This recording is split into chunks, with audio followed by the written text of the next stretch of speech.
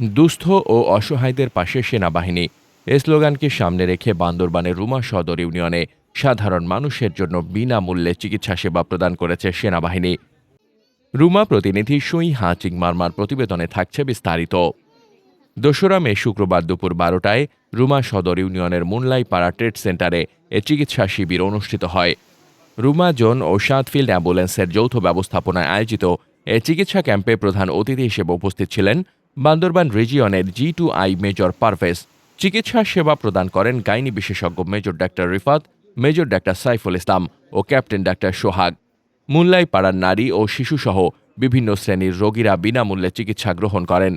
চিকিৎসাকালীন রোগীদের প্রেসক্রিপশন সহ ঔষধপত্র বিতরণ করা হয়। সংশ্লিষ্টদের তথ্য মতে এ ক্যাম্প থেকে শতাধিক রোগী চিকিৎসা সেবা গ্রহণ করেছেন।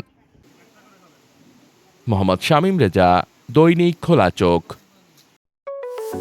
আপনার স্বপ্নের যাত্রা হোক ফ্লাই ইনফিনিটির সাথে।